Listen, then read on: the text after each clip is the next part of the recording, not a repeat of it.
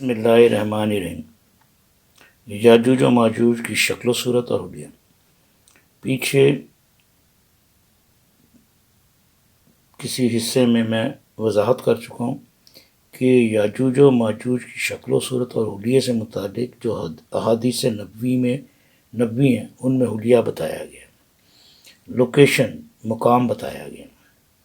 اسی طرح توریت اور بائبل میں ان کا مقام اور ان کی شکل و صورت اور حلیہ وغیرہ بتایا گیا۔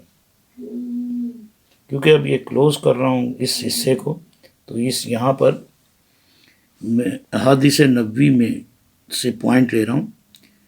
احادیث نبوی میں یاجوج و ماجوج کا جو حلیہ اور شکل و شبہات بیان کی گئی وہ کچھ اس طرح سے۔ حضرت حبیبہ سے مروی ہے کہ اللہ کے رسول صلی اللہ علیہ وسلم نے فرمایا، تم لوگ کہتے ہو کہ دشمن باقی نہیں، حالانکہ تم ہمیشہ دشمنوں سے قتال کرتے رہو گے، حتیٰ کہ یاجوج و ماجوج نکل آئیں گے جن کے چہرے چوڑے ہوں گے، آنکھیں چھوٹی ہوں گی، سر کے بال سرخی مائل ہوں گے اور ہر ٹیلے سے دوڑتے ہوئے آئیں گے۔ یہاں تعداد سے مراد ہے، زیادہ تعداد، گویا ان کے چہرے تہ بر تہ کوٹی ہوئی ڈھال کی طرح چپٹے ہوں گے۔ اب غور کریں تو یہ شکل و صورت اور حلیہ کن لوگوں پر، کس قوم پر فٹ آتا ہے۔ حضرت ابو ہریرہ رضی اللہ تعالیٰ عنہ سے مروی ایک روایت ہے کہ حضرت صلی اللہ علیہ وسلم نے فرمایا کہ قیامت اس وقت تک نہ آئے گی جب تک تم ان سے نہ لڑ لو گے جن کے چہرے کچلی ہوئی ڈھال کی مانند ہوں گے، اور جب تک تم ان لوگوں سے نہ لڑ لو گے جن کی جوتیاں بالدار چمڑے یا بالوں کی ہوں گی۔ تاتارہ نے زری خیل سمور کا لباس پہنتے تھے۔ سمور یہ جانوروں کے کھال وغیرہ۔ یہ صحیح مسلم کی حدیث ہے، صفحہ نمبر 1940 پر موجود ہے۔ اور اس حدیث میں یہی بتایا کہ مسلمانوں کی جنگ ہوگی ان کی۔ حضرت ابو ہریرہ رضی اللہ تعالیٰ عنہ سے مروی ایک روایت ہے کہ حضور صلی اللہ علیہ وسلم نے فرمایا، قیامت اس وقت تک نہ ہوگی جب تک تم ان سے نہ لڑ لو گے جن کی آنکھیں چھوٹی چھوٹی اور ناک قدرے بیٹھی ہوگی۔ بس یہ حلیوں سے ہی اندازہ ہوتا چلا جائے گا کون سی قوم ہے، کیا قوم ہے۔ اور کچھ حدیثیں ہیں ان کا ایک اتنے بڑے کان ہوں گے، ایک کان اوڑیں گے، ایک بچھائیں گے، یہ حدیث ہی ضعیف ہے۔ ان کے قد اتنے بڑے کہ صنوبر کے برابر اور چھوٹے اتنے کہ بارش برابر، یہ بھی ضعیف حدیث ہے۔ تو بہت ساری ضعیف حدیثیں ہمارے ہاں چل رہی ہیں، ہم انہی حدیثوں کو ذہن میں بٹھا کر اسی طرح کا حلیہ اپنے ذہنوں میں یاجوج ماجوج سے متعلق بنا رکھا ہے، اور ہم ایکسپیکٹ بھی یہی کر رہے ہیں کہ ایسی ہی کوئی قوم ہے یا ایسی ہی کوئی قوم آئے گی، اور ہم یہ بھی سمجھ رہے ہیں کہ شاید وہ کوئی انسان نہیں، کوئی اور مخلوق ہے۔ حضرت ابو ہریرہ رضی اللہ تعالیٰ عنہ سے مروی ایک روایت ہے کہ حضور صلی اللہ علیہ وسلم نے فرمایا کہ قیامت اس وقت تک برپا نہ ہوگی جب تک تم ان ترکوں سے نہ لڑ لو گے جن کے چہرے کچلی ہوئی ڈھال کی مانند ہوں گے اور بالوں کا لباس پہنتے ہوں گے اور بالوں میں چنے ہوں گے۔ حضرت ابو ہریرہ رضی اللہ تعالیٰ عنہ سے مروی ایک روایت ہے کہ حضور صلی اللہ علیہ وآلہ وسلم نے فرمایا کہ قیامت اس وقت تک برپا نہ ہوگی جب تک تم ان سے نہ لڑ لو گے جن کے چہرے سرخ ہوں گے اور آنکھیں چھوٹی ہوں گی۔ یہ حلیہ آگے میں انشاءاللہ تعالیٰ بہت بہتر وضاحت ہو جائے گی ایگزیکٹ، اور تصویریں بھی لگی ہوں گی۔ صحیح مسلم صفحہ نمبر 1941۔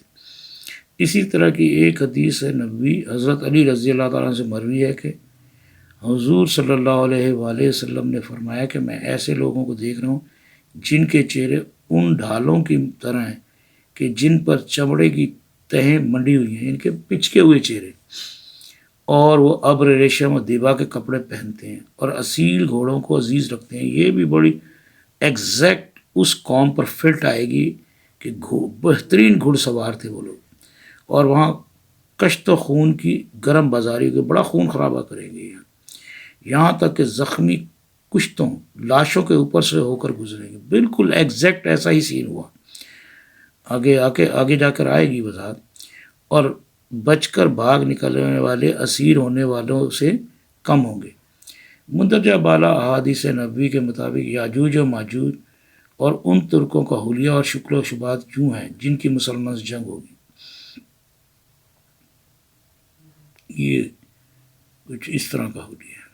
یہ تو خیر خیالی تصویر ہے، یہ بھی خیالی تصویریں ہیں، غور کریں۔ اصل میں ترک نہیں ہے، یہ ترکی اور اس سے ادھر کے علاقوں کے لوگ ہیں، ابھی میں آگے جا کے وضاحت کر دوں گا۔ اب یہ جو حدیثیں آئیں ان کے مطابق احادیث میں یہ پوائنٹ قابل غور ہے، ان کے چہرے کچلی ہوئی ڈھالوں کی مانند، یعنی پچکے ہوئے یا یوں کہہ لیں کہ دبے ہوئے یا ہموار ہوں گے۔ غور کرنے والی بات ہے کہ وہ کون لوگ ہیں، کن علاقوں میں۔ نمبر 2، ان کی آنکھیں چھوٹی اور ناک بیٹھی ہوئی ہوگی۔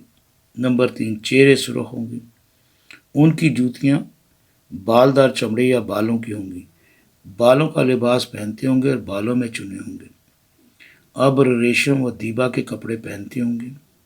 نمبر 7، اصیل گھوڑوں کو عزیز رکھتے ہوں گے۔ یہ آگے جب دوسرے حصے میں آ کے وضاحت ہوگی نا، ایگزیکٹ بہترین گھڑ سوار لوگ، اور اس گھڑ سوار میں مہارت کی وجہ سے انہوں نے دنیا الٹ کے رکھ دی۔ ترک نسل یا ترکوں سے ملتے جلتے ہوں گے۔ یہ تمام خصوصیات منگولوں اور تاتاریوں میں موجود تھیں، اور انشاءاللہ تعالیٰ اگلے حصے میں اس بات کی بڑی واضح وضاحت ہو جائے، بالکل کلیئر ہو جائے گا۔ جس وقت ان کی مسلمانوں سے جنگیں ہوئیں، ان کا حلیہ بالکل وہی تھا جو احادیث نبوی میں بیان کیا جا چکا تھا۔ جس وقت منگول اور تاتاری مہذب دنیا پر حملہ آور ہو رہے تھے، وہ دور احادیث کی مشہور کتاب مسلم کے شارح علامہ نووی رحمۃ اللہ علیہ نے اپنی آنکھوں سے دیکھا۔ ان کی ولادت 631 ہجری میں اور وفات 676 ہجری میں ہوئی۔ وہ قیامت کی علامت کے بارے میں اپنی کتاب احادیث کی شرح میں فرماتے ہیں کہ یہ سب پیشین گوئیاں رسول اللہ صلی اللہ علیہ وسلم کا معجزہ ہیں، کیونکہ جن ترکوں منگولوں سے جنگ ہو کر رہی، وہ سب صفات ان میں موجود ہیں جو رسول اللہ صلی اللہ علیہ وآلہ وسلم نے بیان فرمائی تھیں۔ آنکھیں چھوٹی، چہرے سرخ، ناکیں چھوٹی اور چپٹی، چہرے عریض پھیلے ہوئے اور چوڑے۔ ان کے چہرے ایسی ڈھال کی طرح ہیں جن پر تہ در تہ چمڑا چڑھا دیا گیا ہو۔ یہ علامہ نووی وضاحت کر رہے ہیں۔ بالوں کے جوتے پہنتے ہیں، غرض یہ ان تمام صفات کے ساتھ ہمارے زمانے میں موجود ہیں۔ مسلمانوں نے ان سے بارہا جنگ کی ہے۔ ہم خدائے کریم سے دعا کرتے ہیں کہ مسلمانوں کے حق میں بہرحال انجام بہتر کرے، ان کے معاملہ میں بھی اور دوسروں کے معاملہ میں بھی، اور مسلمانوں پر اپنا لطف و حمایت ہمیشہ برقرار رکھے اور رحمت نازل فرمائے۔ اپنے رسول صلی اللہ علیہ وسلم پر جو اپنی خواہش نفس سے نہیں بولتا، بلکہ جو کچھ بولتا ہے وہ وہی ہوتی ہے جو ان کے پاس بھیجی جاتی ہے۔ اگر ہم آج سے 700-800 سال پہلے اس علاقے کے لوگوں کے رہن سہن اور طرز زندگی کا موازنہ احادیث میں درج قوم یاجوج و ماجوج کے حلیہ اور طرز زندگی سے کریں جو احادیث نبوی میں بیان کیا گیا تھا، تو ہمیں بہت سی مماثلتیں مل جائیں گی۔ تاتار اور منگول، چینی، ترک اور روسیوں کی ملی جلی نسل ہیں، یعنی کہ روس، چائنا، ترکی، ان کے درمیان کے علاقوں میں قید تھے یہ لوگ۔ شکل و شباہت میں وہ چینیوں سے کافی مماثلت اور مشابہت رکھتے ہیں۔ ان کے چہرے واقعی کچلی ہوئی ڈھالوں کی مانند ہوتے ہیں، آنکھیں چھوٹی اور ناک بیٹھی ہوئی ہوتی ہے، چہرے سرخ ہوتے ہیں۔ پرانے وقتوں میں وہ لوگ جانوروں کی کھالوں کا لباس اور ان کے جوتے پہنتے تھے۔ وہ کئی 100 میل کا سفر گھوڑوں کی پیٹھوں پر بغیر کچھ کھائے پیے طے کر لیتے تھے، اور جتنے ماہر اور زبردست گھڑ سوار مغل، تاتاری اور منگول ہوا کرتے تھے، ایسے ماہر اور زبردست گھڑ سوار ان کے علاوہ آج تک نہیں گزرے۔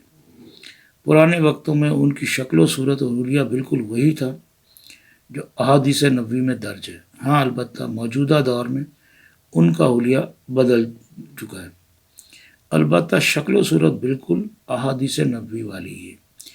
ان کے علاقوں میں سردی بہت پڑتی ہے، اس لیے پرانے وقتوں میں وہ لوگ سردی سے بچاؤ کے لیے جانوروں کی کھالوں کے لباس اور جوتے پہنا کرتے تھے، جو کہ اب وقت کے ساتھ تبدیل ہو کر چمڑے کے لباس اور جوتوں میں تبدیل ہو چکے۔ مختلف تاریخی کتب میں ان کے رہن سہن اور حلیے کے متعلق کچھ اس طرح سے درج ہے۔